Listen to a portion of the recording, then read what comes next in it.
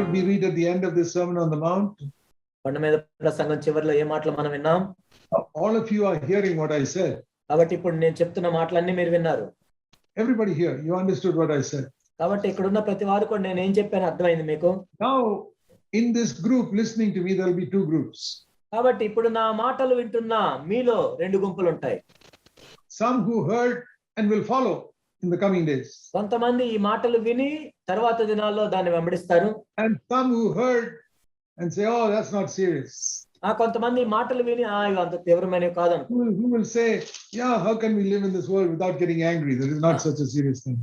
ఈ లోకంలో ఇంకా కోపం కూడా రాకుండా ఎలా జీవిస్తాం, అది అంత పెద్ద తీవ్రమైనది కాదులే అనుకుంటాం. We will not go to hell. నరకానికి మాత్రం మనం ఏం వెళ్ళం.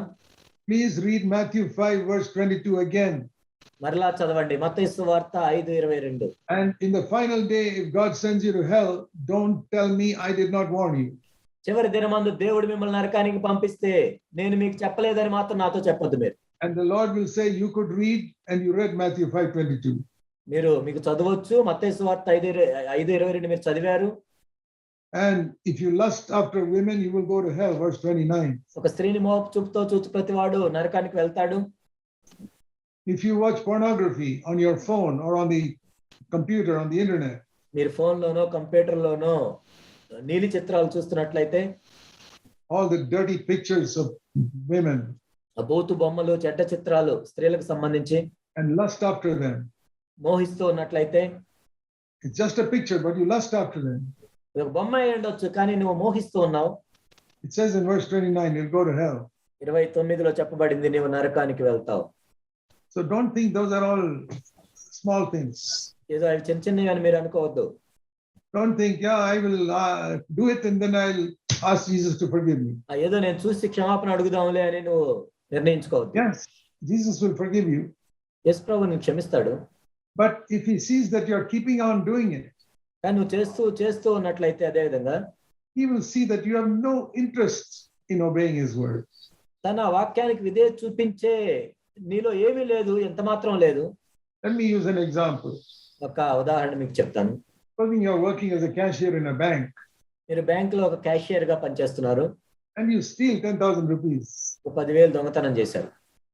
And the manager has caught you. Manager నిన్ను పట్టుకున్నాడు. And you say, I'm sorry. అయ్యో క్షమించండి అని అడిగారు. And he says, okay, I'll forgive you. సరేలే నేను క్షమిస్తున్నాను అన్నాడు. And tomorrow he catches you doing it again. మరలా నువ్వు అలానే చేయటం చూశాడు, ఆయన పట్టుకున్నాడు. If he's a good manager, maybe he'll forgive you a second time. ఒకవేళ ఆయన మంచి మేనేజర్ అయితే రెండోసారి కూడా క్షమిస్తాడు. But you do it the third time again, third day you go and steal.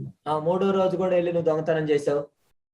He will say, goodbye, leave the bank and go and work somewhere else. ఇంకా చాలు నీతో, నువ్వు ఈ బ్యాంక్ విడిచిపెట్టి వెళ్ళిపోయి ఏదో పని చూసుకో, వేరే పని చూసుకో. Because he sees that you're taking advantage of his goodness. ఎందుకంటే తన మంచితనాన్ని నువ్వు అలసుగా తీసుకుంటున్నావు. So don't think you can take advantage of God's goodness like that. కాబట్టి దేవుని యొక్క మంచితనాన్ని ఆ విధంగా నువ్వు అలసుగా తీసుకోవచ్చులే అని అనుకోవద్దు. Beware of false teachers. కాబట్టి అబద్ధ ప్రవక్తల గురించి జాగ్రత్త పడండి. Don't think because they do miracles and all they are godly men. వాళ్ళు ఏదో అద్భుతాలు చేసినంత మాత్రాన దైవజనులని నువ్వు భ్రమలో ఉండొద్దు. I told you that a godly man, preacher will not take your money. నేను చెప్పాను, ఒక దైవజనుడు ఎప్పుడు కూడా నీ డబ్బులు అడగడు. He will teach you to take up your cross every day and follow Jesus. నీ సిలువను ఎత్తుకొని నువ్వు అనుదినము ప్రభువుని వెంబడించాలని చెప్తాడు. And he will teach you some of these things which I showed you from the Sermon on the Mount. కాబట్టి ఈ కొండ మీద ప్రసంగంలో కొన్ని విషయాలు మీకు చెప్పాను, వాటిని చెప్తూ ఉంటాడు. And he will warn you, be careful not to believe all these people who do miracles in Jesus' name. కాబట్టి అద్భుతాలు చేసే వాళ్ళని నమ్మొద్దు, జాగ్రత్త పడండి అని చెప్తూ ఉంటాడు, హెచ్చరిస్తూ ఉంటాడు. Yeah, Jesus does miracles, I believe that. అవును, యేసు ప్రభు కూడా అద్భుతాలు చేశారు, నేను నమ్ముతాను. But he does not do it just because we ask. ఏదో మనం అడిగాం కాబట్టి ఆయన మనం అడిగిందల్లా ఏం చేయడు. In some cases he will do a miracle, in some cases he does not. కొన్నిసార్లు ఆయన అద్భుతాలు చేస్తాడు, కొన్నిసార్లు చేయడు. Even when he was on earth. ఆయన ఈ భూమి మీద ఉన్నప్పుడు కూడా. Let me show you an example. Matthew chapter 5. మత్తయి సువార్త 5వ అధ్యాయంలో. John chapter 5. యోహాను 5. Please read this carefully. జాగ్రత్తగా దీన్ని చదవండి. John chapter 5 verse 2, there was in Jerusalem a pool called Bethesda. యోహాను 5:2 మనం చూసినట్లయితే బేతెస్దా అనే ఒక కోనేరు ఉంది. In that pool, near the pool, there was a great multitude, verse 3, of people who are sick and blind and lame and withered. ఇక్కడ అనేక మంది వ్యాధి గల వాళ్ళు ఉన్నారు. ఇక్కడ కుంటి వాళ్ళు, గుడ్డి వాళ్ళు, ఓచకాలు గుంపులు Now, గుంపులుగా. when you see a word like multitude, how many people do you think that is? ఇక్కడ అనేక మంది ఉన్నారు అంటే ఎంతమంది ఉండి ఉంటారు? Not 5 people. 5 people is not a multitude. ఒక 5గురు ఉంటే మనం అనేకులని అనము. Even 20 people is not a multitude. 20 మందిని కూడా జన సమూహాలు అనేకులని There must have been 100, 200 people at least lying there who were blind and sick and lame. ఇక్కడ 100 మందో 200 మందో ఉండుంటారు. రోగులు, గుడ్డివారు, కుంటివారు, ఓచకాలు, చేతులు గలవారు. And Jesus came there యేసు ప్రభు అక్కడికి వచ్చినప్పుడు and he did not heal all of them.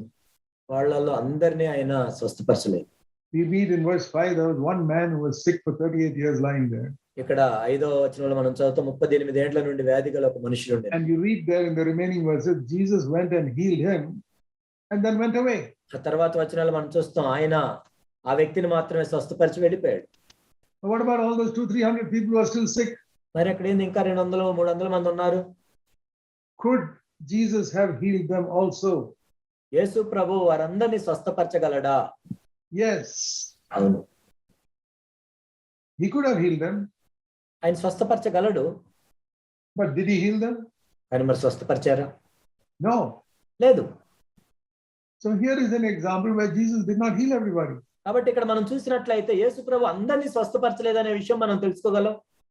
So healing is not for everybody. కాబట్టి స్వస్థత అనేది అందరికీ సంబంధించింది కాదు. At the same time, we don't say it is for nobody. అంటే మరి ఎవరిని స్వస్థపరచరని కూడా మనం చెప్పకూడదు. Because he did heal one person. మరి ఇక్కడ స్వస్థపరిచాడు కదా ఒక్కరిని. There are people whom Jesus healed and there are people whom he did not heal. యేసు ప్రభు కొంతమందిని స్వస్థపరిచారు, కొంతమందిని స్వస్థపరచలేదు. The same thing today.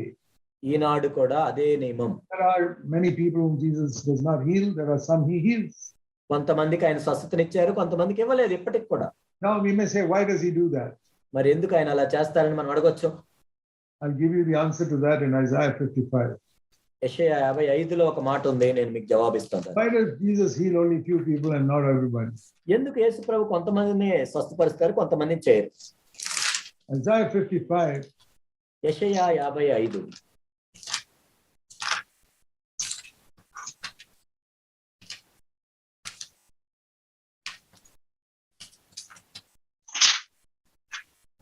And we read here in verse 8 and 9. యెషయా 55, 8, 9. My thoughts are not your thoughts, nor are your ways my ways. నా తలంపులు మీ తలంపులు వంటివి కావు, మీ త్రోవలు నా త్రోవలు వంటివి కావు. And the difference is so great. As the heaven is higher than the earth, my ways are higher than your ways. ఆకాశములు భూమికి పైన ఎంత ఎత్తుగా ఉన్నవో మీ మార్గముల కంటే నా మార్గములు, మీ తలంపుల కంటే నా తలంపులు అంత ఎత్తుగా ఉంది. That is the answer. అదే జవాబు. Why doesn't Jesus heal everybody? ఎందుకు యేసు ప్రభు అందరినీ స్వస్థపరచరు? The Lord says, my thoughts are not your thoughts. నా తలంపులు మీ తలంపులు వంటివి కావు. My way of doing things is not your way of doing things. నేను పనిచేసే విధానం మీరు పనిచేసే విధానం ఒకటి కాదు.